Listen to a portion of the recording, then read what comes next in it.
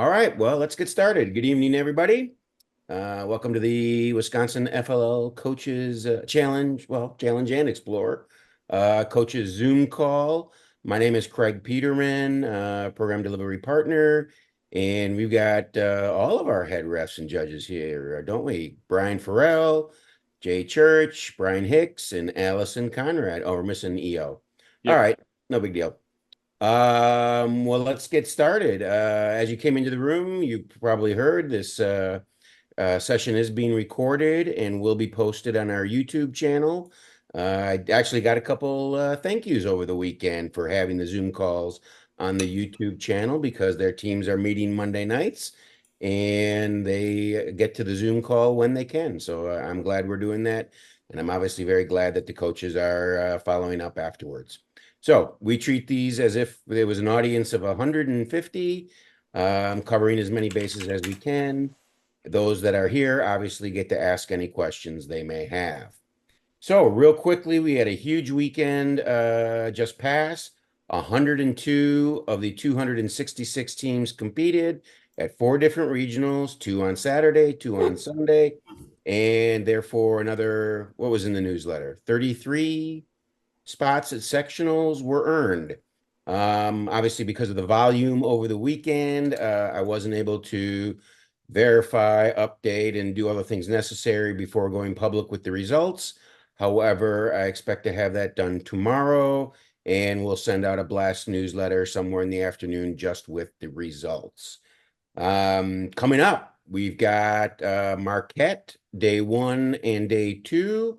And in fact, we have Marianne Stone, the tournament director, or one of the two tournament directors.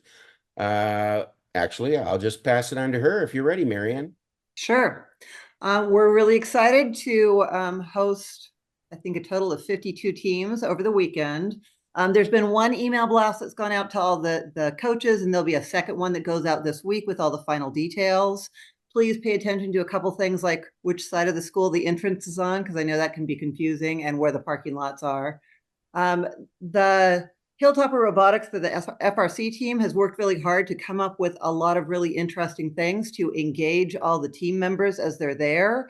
We're going to have some robot demos. We're going to have some activity tables where they can make buttons. We have some special entertainment for younger siblings that are coming with our Books and Bots program. So if the coaches could please make sure the families see all that information, I think that'll be a welcome addition to entertaining everybody during the day. One other thing that we do have is we will have a quiet room. So if needed during the day, an adult would need to accompany any kids, but we can certainly accommodate giving kids a place to regroup and take care of themselves. That's most of what I have. I mean, other than that, it's pretty much the standard tournament format. The schedules will be out this week, and we're excited to see everybody come. All right. Any questions for Marianne? And for those counting, Marquette day 1, Saturday, is advancing 10 teams, and Marquette Sunday is advancing 7 teams. I have a question about concessions. Will there be concessions, and is it cash only? No, the concessions will take cash and credit card or debit. They'll be open from 7:30 in the morning till about 3:30 in the afternoon.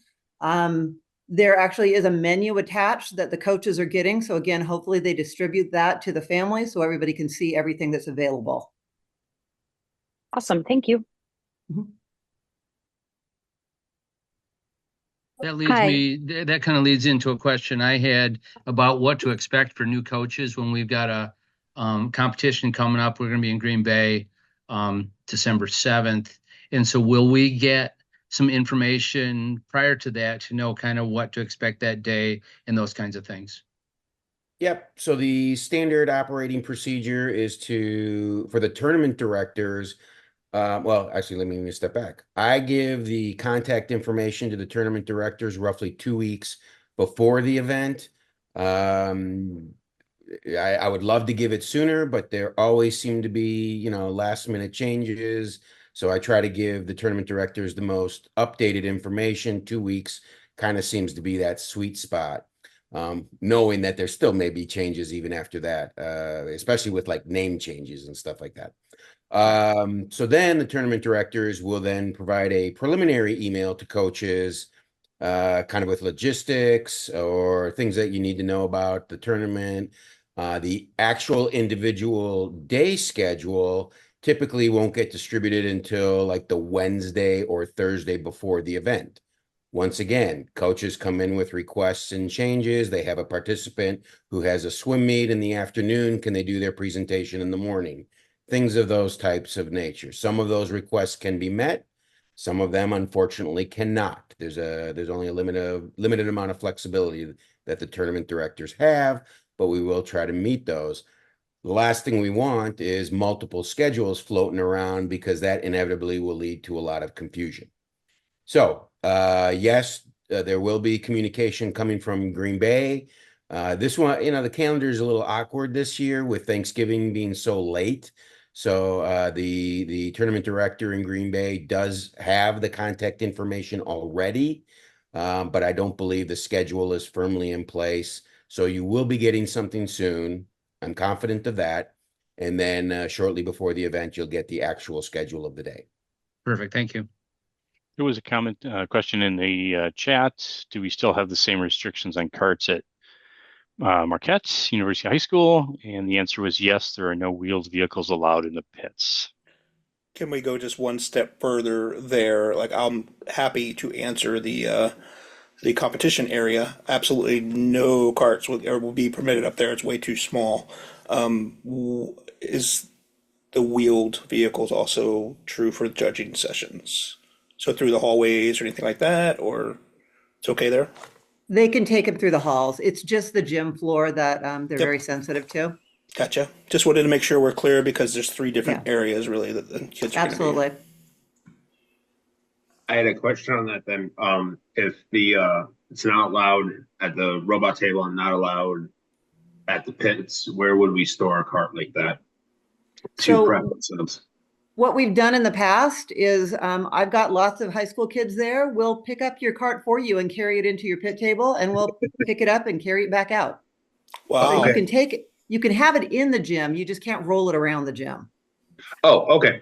Sounds great. Thank you. Like that valet service. That's a commitment there. That's the. Yep. How many teams you got there? 30? Only Oh, 30. 30 on Saturday, yeah. That should be fine. And back to just a general question that I get, obviously for new teams, you do not need to bring your own field set. You do not need to bring a table. All that is going to be there for you. Bring your presentation, bring your robot, obviously. Any swag that you might have created, share with other teams. Not necessary. Some teams do, many teams don't. Don't worry. But most importantly, the field sets and tables will already be there for you. And we even have a table set up to help them make buttons so they can make swag there if they have some extra time. There you go. Beautiful. One more question about Marquette practice tables. Are there assigned times at the practice? Will it be like tickets? Will it be first come, first serve? In the past, it's always been first come, first serve, and we just have a sign up when you come into the pit area. I guess I'm open to persuasion if somebody wants to give me a different idea, but that's what we've done in the past is you just go over as soon as you walk in the pits and sign up for a slot. Sounds good. We can head off. I think Brian was getting ready to do the same thing. We can head off a little bit of confusion as well. So on your schedule, your teams, your actual official team schedule, you'll have a practice slot and it has a time. That time for the practice slot is for the competition tables. It's your practice round. So it's treated just like your 3 competition rounds with the exception of that score not being counted for your placements throughout the day. So the kids will queue the same way. They'll come up, they'll get their inspection done the same way. There'll be timers. We'll give them a score for their practice round. But but that is not the practice table sign up. So practice table is that in the pits, Marianne? It's in the pits. Okay, so Yeah. practice tables that Marianne's talking about, that's in the pit area. On your tournament schedule, it's already scheduled.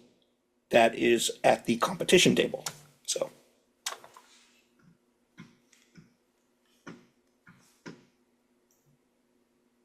thought we were going to come up with a different name for that round.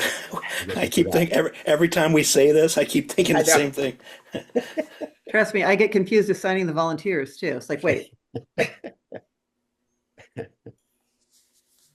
That actually did happen last year, where a team went to their practice round Mhm. on table 1 at the practice tables, but the practice round is on the competition tables.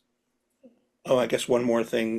When you guys are signing up for practice slots, if they have a timed sign up, make sure you're paying attention to your actual competition and judging scheduled times, because you don't want to use your sign up times during or immediately before or after your competition or your judging session, because you can end up missing your practice table time at that point. So just make sure you're familiar with your schedule and remember how long it takes to walk from one place to the other, stuff like that. So And keep in mind gracious professionalism. Don't hug the tables. Right. And when you're asked to, when you're told your time's up, please relinquish it promptly.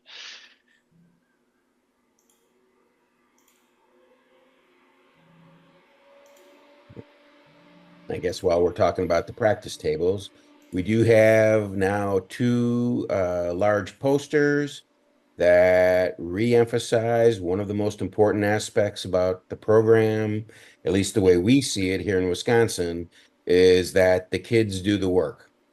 We do see an occasional coach get real excited and want to jump on that laptop. If that is absolutely required because of some catastrophic event, that we certainly understand. But, coaches should not be on their laptops, messing around with code or, doing anything that the kids can do. We're taking that very serious. Well, we always took it very seriously, but this year we're being a little bit more proactive. That includes building the robots and stuff like that, fixing parts.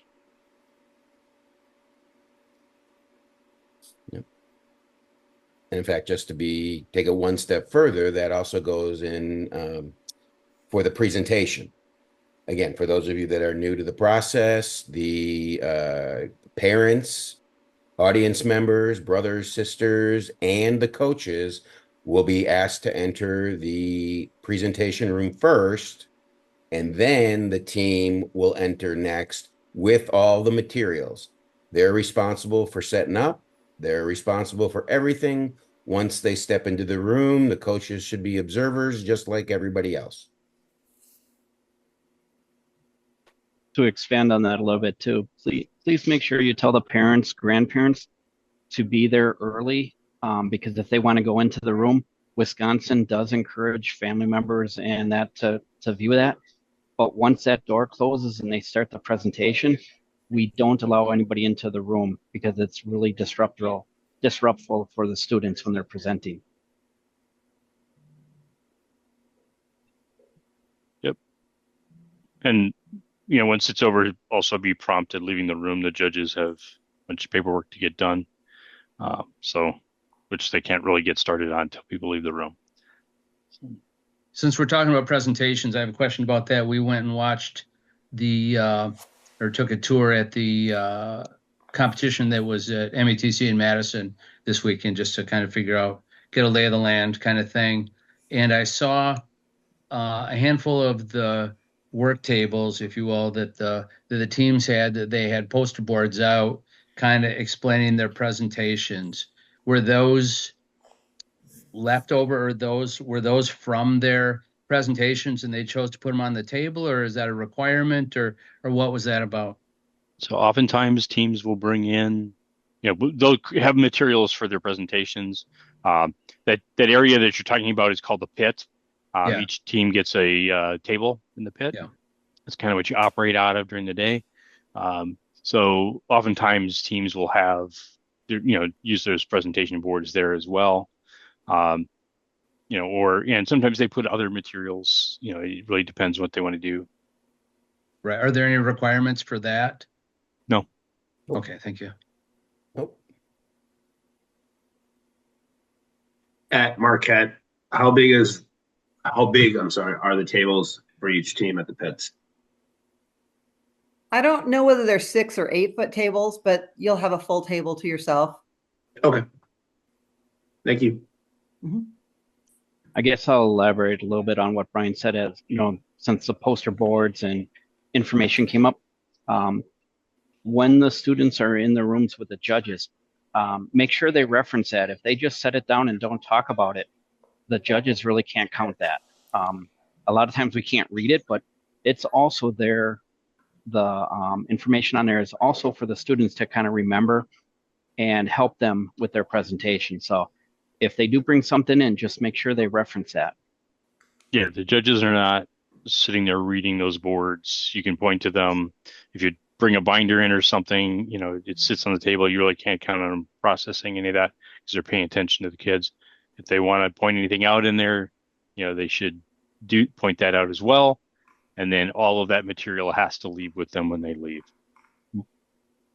And also, there are some new coaches on here. Make sure the students bring the robot to the presentation also. There's a lot of times they forget to bring that. That's part of the presentation too, to bring their robot, the attachment, so they can talk about them. And the laptop or however they're going to show code as well, yeah? Correct.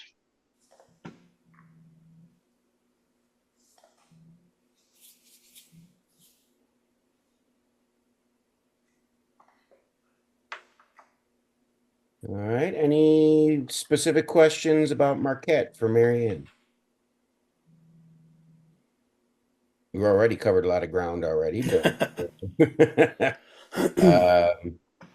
obviously the floor will be open for the remainder of the call here, but Brian, anything from judging perspective that we haven't already covered that you want to share? Standard reminder, you already covered it, but reiterate, kids do the work. Even in the presentations, it's the kids the judges that should be talking. Nobody else should be, chiming in, prompting the kids or anything like that. It's on the kids at that point, and the judges will work to draw out all the information they can from them. Obviously, more they include in their presentations and stuff is good, but the judges will ask follow-up questions to try and data mine as much as they can.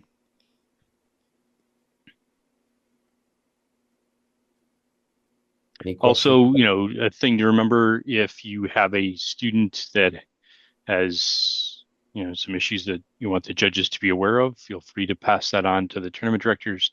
They will get that to the judge advisors, who will make sure people are aware that the judges are, kind of already warned to keep an eye out for, different situations, and just kind of, understand that, there's kids on the spectrums and stuff that we're dealing with, and to roll with that kind of stuff. But if there's anything that you feel we should be aware of, by all means, let us know. That's actually a good point that we probably should have addressed earlier for new teams. If you do have participants who have special needs or behavioral issues, part of the program, of course, is core values. If the judges don't know that there's a specific situation and one of the children is unable to participate, for example, just overwhelmed with public speaking and just can't do it. If the judges don't know that, we don't want to penalize the team that, well, not everybody participated. Well, there may be a perfectly legitimate reason for that to happen, but we don't know. We don't need a medical diagnosis, but it would be helpful if we just knew something was, something was preventing everybody from participating. Or if there's a kid who can't stand still, 30 minutes is a really long time for anybody. So, certainly if you've got kids that struggle to do that, we don't want to penalize anybody for that kind of a situation.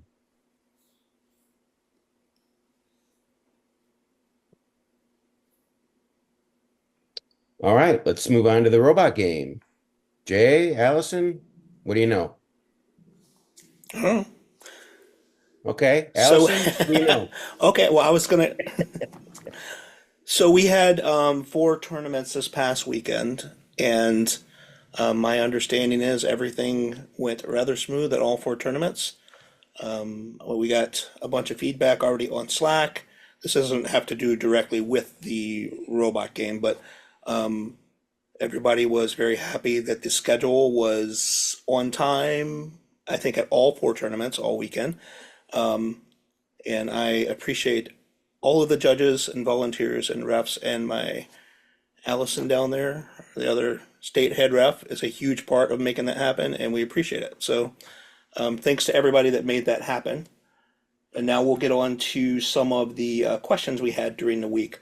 So, and I apologize, it's a little bit slow answering some of these over the weekend while we're at tournament. So we'll try to get these as quickly as we can. But we had a question about the starting height, and we'll just briefly go over that. So your starting height for your robot during your inspection is a 12-inch height limit during inspection only. After the inspection's over, there's no height limit on launch. And so I'm reading these off of Slack. So someone was also asking basically if the red and blue launch area, is it legal for your robot or the attachment to be on that little, 1/4 inch area? So the borders belong to the kids. So when they're in the launch area, they're getting ready to start their robot. For those of you that have been at tournament, you already know, but some people watching this may not have been at tournament. So if your robot is outside of that area, we will not allow them to launch the robot. We'll usually have a clipboard that we'll put up in front of the robot and tell them they need to be back in the specific area. So yeah, the bordered area there, the dotted line. There's a red border around the left side. There's a blue border on the right side of the launch area. Those borders belong to the kids. So they can be in the launch area or on the border, anything over that into the playing area, they're not allowed to launch their robot. Same thing for the jig. This was a follow-up on that. And it's the outer edge, right? Yes, correct. Okay, so it's this edge, not Yep. this edge, it's the outer edge. Right. Yeah, borders belong to the team. So the entirety of the red or blue border belongs to the kids. There's also a black border along the outside of the mats that as well belongs to the kids. They're a little bit harder to see, but Yeah, I don't they're think I'm there. gonna get that in here. Yeah, trust me, they're there. Sorry, we were talking about the jigs. So we had a question as well about a jig. What happens? Can the jig extend into the playing area? Can the jig extend into home? A jig can extend from the launch area into the home area up against the wall on either side. So that's perfectly legal. It cannot extend into the playing field, which is outside or to the inside of the launch areas. They also are allowed to hold the jig down because that's not something that the robot is intending to move during launch. So, anything I missed there, Allison? Not on that one, no. Did I miss something on a different one? No. I have something I want to bring up. Okay, I'm waiting for you to get it's the all you. question. That's all the Slack stuff. So go ahead. Okay. One thing that came up at, I believe, Madison, if students come up to the board and they see that a model is incorrectly built or put on there wrong or not reset, they are more than within their rights to let the referee know that they think that there is an issue with the board. We had an instance of a team who just so happened to be on the same board in their practice match in their first round, and they noticed that the artificial habitat was assembled slightly wrong. There was a beam where there should not have been. But, when students have their models at home and they design all their mechanisms around that, it can lead to disaster when we have that kind of thing happen. So your students are more than able to tell your referees if they think there's something wrong, and we can correct their scores if there's a situation where a model is built wrong. it's better for us to know than and to check than for something to be wrong during a match.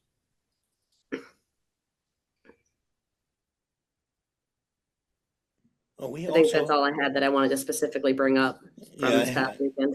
I had one more, and I know Barry is on here. He was probably going to bring it up if I didn't. So at one of the tournaments this weekend, there was I don't want to call out anybody specifically, but someone told the kids that they were not allowed to retrieve their robot without telling the referees first during a run. So I just want to make sure we're clear about that. The kids can retrieve or stop their robot at any time during the match. So now what happens at that point, if the robot is out on the field, even partially, and they retrieve their robot during the timed and during their time match, they'll receive a touch penalty for that, or they'll lose a precision token.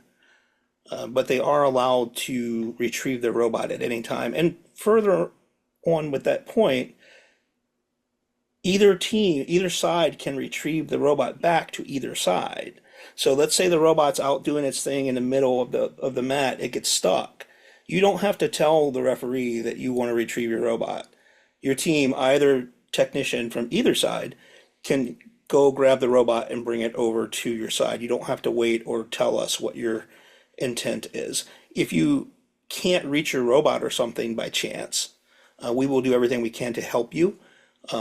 We will certainly not ever try to touch your robot unless you tell us that you need us to do it, because I've heard Allison say that's your baby, and we don't want to break your baby. So, yeah, just let us know. But do note that you do not have to tell us if you want to pick up your robot. You are allowed to pick up your robot at any time. It's your robot. Right, Barry? He's not listening to me. Okay, I think that's all the notes that I had from the weekend. Okay. Open it up to any questions from the coaching gallery. I have a non-competition related question about our team. The other coach did the registrations and stuff, so I don't know the details of how that all worked. But one of our team members is no longer on the team. Do we need to clarify that before our competition in the records or anything? What you should do is go to First Inspires and just remove that child from the team registration. Okay, When you simple come, enough.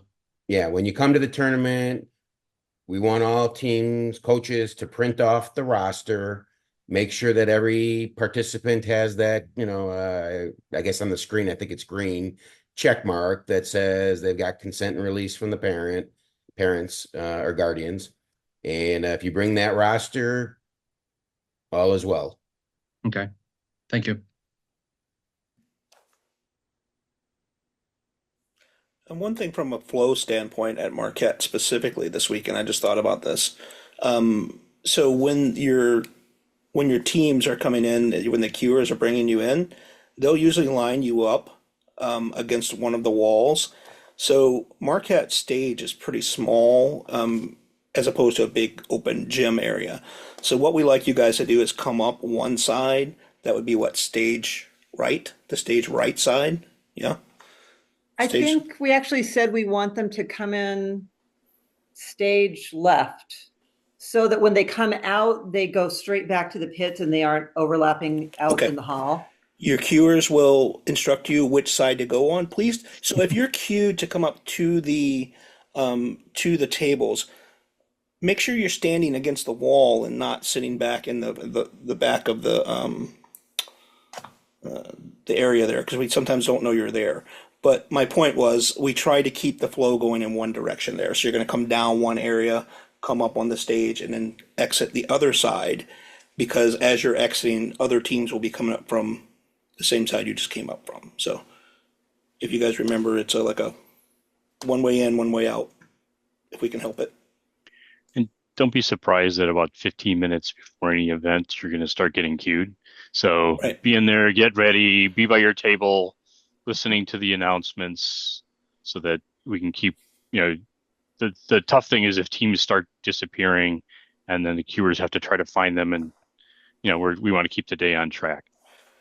Yeah, going back to what I was saying earlier about everything staying on track, part of that actually, you do need to be where you're supposed to be. And we don't need you guys to queue at the time where your match is starting. So those times that you guys are going to get, that's when we want to start your match. So we're going to ask our queuers to have you in the area, 10 minutes, 5 minutes to 10 minutes ahead of your scheduled start time. Because before you start, we have to get you up on the stage. We have to get you to your area. We have to get your inspection done. We have to let you check over the field, everything before. Is that you, Allison? Let's see. Okay. Before your start time. So we try to start on time, if at all possible. It just, it lets all the parents and grandparents and any visitors, they're expecting you there to, at a certain time. So we try to do our best to stay with that. So make sure you are where you're supposed to be when you're supposed to be there. I'm sure the pit area will tell you when they're going to queue you, and we'll make sure they know that we want you at the tables like 5 minutes before your start time.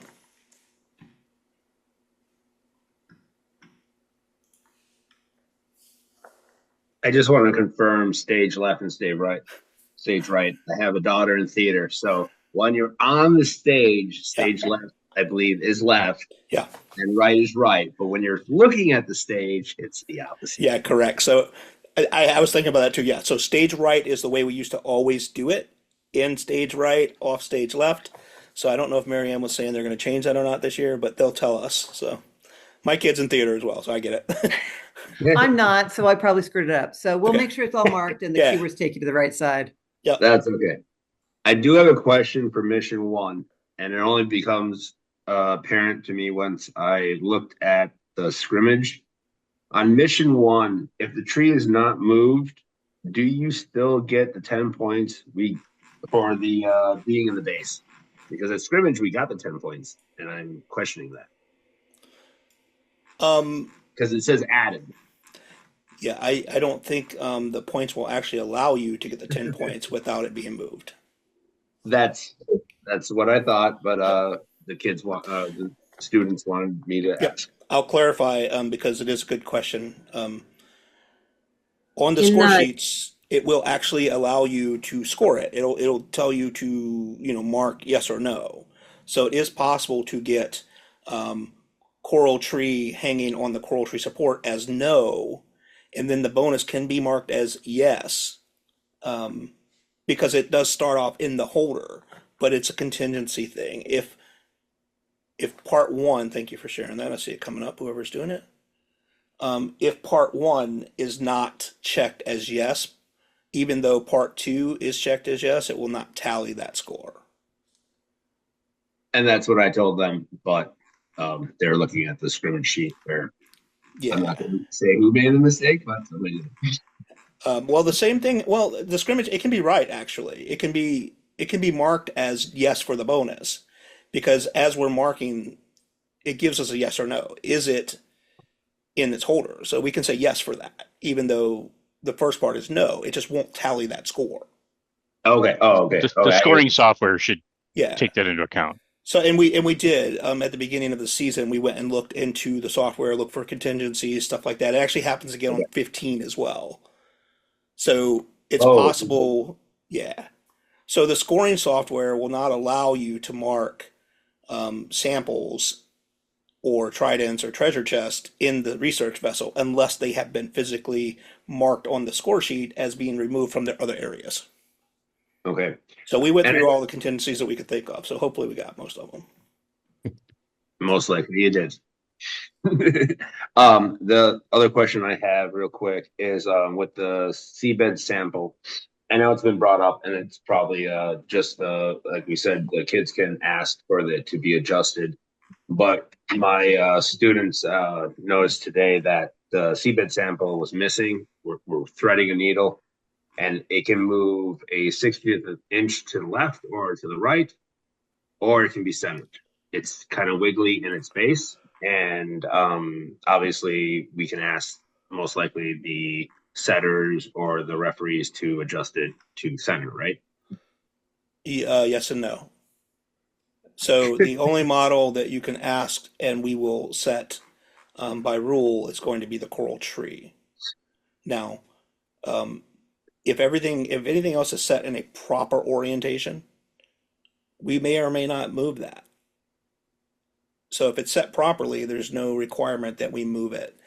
Again, it depends on how smoothly the day's going. Are we running behind on some things? Or some referees just may not reset it. I mean, if it's in a proper starting position, it's in a proper starting position. So that's one of those things that the kids should be prepared for minor inconsistencies.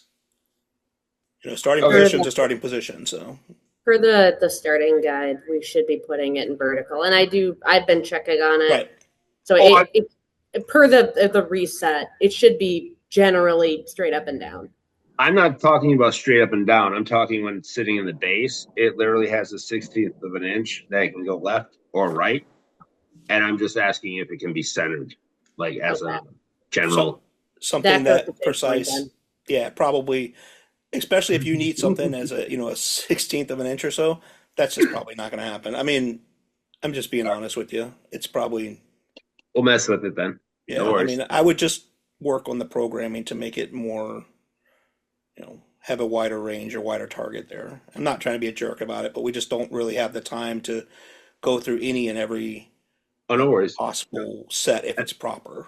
That's kind of what I told them. Yeah. Let's aim to get it whenever we can and not hope for the best. They can ask. Yeah, I also told them that too. Yeah. So, all right, thank you guys. Yep. I will say that CBAD sample Lego construction was one of the ones that was probably misconstructed earlier in the season. A lot of people were missing one of the connections. It was off by a hole, and then it wouldn't be vertical. So earlier in the season, we rebuilt a lot of, I mean, not rebuilt, but we had to adjust a lot of those on the practice tables, on even some of the competition tables.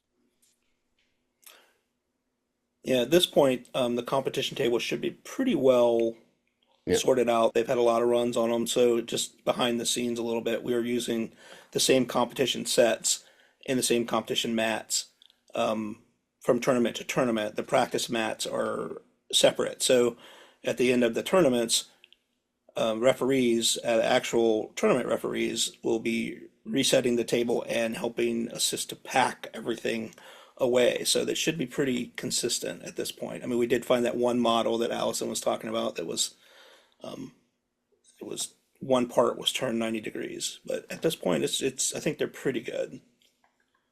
But certainly if you guys see something, so if something is not right, we'll certainly look at it and fix it. So you guys have a right to get a table that's properly set. True, but also first says within variance, you got to be able to deal with it. Yeah, so that's what I mean by so if it's properly set, it's properly set, right? So variance, yeah, that's the perfect word. If it's set, like for instance, a krill can be literally 180 or even upside down. Now we don't do that because we don't want to confuse the kids, but if it's in its wireframe outline, that's a proper set for the krill. So correct. That's what I said to the students or team members. A quick coaching thing that I for the robot retrieval that you guys addressed, where you don't get docked for points. I'm not doing it this year, but last year we actually had the kids pick up the robot intentionally to take the first token away to eliminate the time period. I know that's not necessarily the best strategy, but it is a robot strategy. I just want to be clear on one thing you said when without getting a penalty. Can you clarify what you meant by that first part? No, because the first precision token without losing points. Okay. So for new that's it. Yeah. So for new coaches or team members that may be watching this, so what Michael, I believe he's talking about is the first. So you have 6 precision tokens, And the first one that you lose or gets taken off the mat, there's no point loss for that. Okay. So it's if you have 6 remaining, oh, thank you for sharing again. If you have 6 remaining at the end of the match, it's 50 points. If you have 5 remaining at the end of the match, it's 50 points. So you do have to strategize around that. So where it comes into play is if you happen to retrieve it that second time, so then you do lose points. So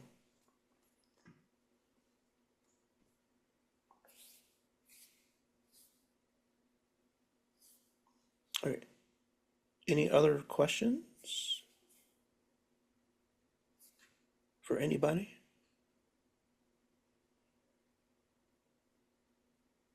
Anything at all? Right. Very good. I guess in the last moments here, I will make the usual plea or advice recommendation to coaches. We have technically five regionals left. If you want an insight into the judging process and a way to help your teams, volunteering to be a judge is a really good way to do that. We're always wanting to train new judges, get more involvement, more people, and it's a great way to take that information back to your team. Maybe not for this season if your team's already competed and not advanced, or maybe your team has advanced and you want a refresher on the judging process. But we've said numerous times over the course of the season, recommended best way to help your team as a coach is to understand the judging process from the inside. So if you want to volunteer to judge, there are spaces available at our 5 remaining regionals, and then we've got 3 sectionals as well, where we will need a host of judges. And then, of course, the state championship in January. So there are opportunities. Would love to have more of them, more coaches sign up. Yep. And again, it's a great thing. The coaches that have done it have said that it's really helped them be better coaches. With that said, if you're competing, don't sign up to do it at that tournament. Support your team, but find another tournament and sign up to do it. It's a lot of fun. It's a great opportunity. And even this weekend, we could use, a couple more even. All right. So if there's nothing else, Mary Ann, thank you for joining us this evening and talking about Marquette. If any other questions come up, you guys know the email, fllteams@badgerbots.org. Otherwise, we'll see you on the tables in the pits. Good night, everybody. Thanks, guys.